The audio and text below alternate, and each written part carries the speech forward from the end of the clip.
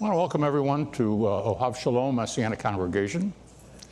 We meet here Saturday mornings at 10 o'clock, and we're a group of Jews and Gentiles who come to extol and bless the name of Yeshua, the Messiah.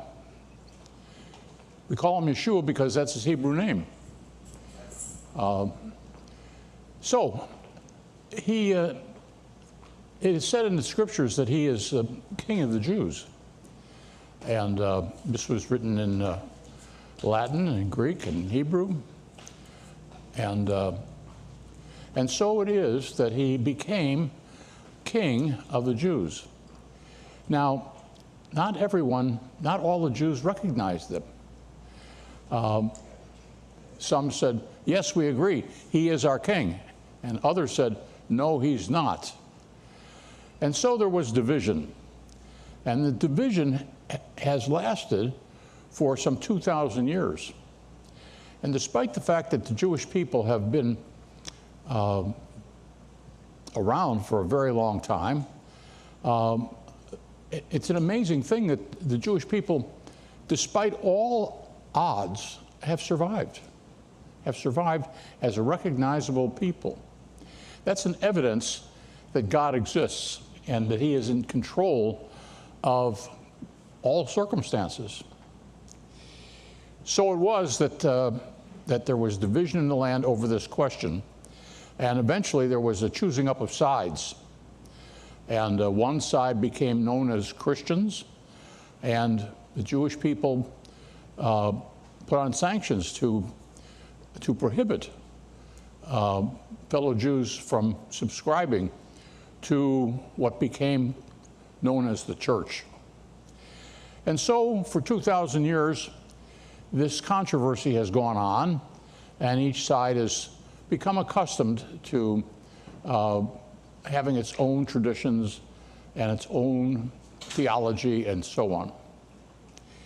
But times are a-changing, and And amazingly, the Jewish people are finding their way back to Israel. I think there's now 7.7 million Jewish people who live in the land of Israel. And about an equal number, not too many more, also live in the various countries of the world. You see, we were scattered. We were sent into exile, whereby we could not come into our own country because the land was occupied by various ruling powers. And but something happened. Something happened. It would seem as though the Holocaust was a pivotal event because after World War II, the world recognized that there has to be a homeland for these Jewish people, and nobody wanted to accept the Jewish people because they were a broken people and impoverished people, so there came to be an international acceptance for there to be a land called Israel. Now, that went along for a while, and the state got established as a political entity. And then there was another pivotal event. The pivotal event was 1967. No longer did Jews hide the fact that they were Jewish. They were proud to be called Israelis.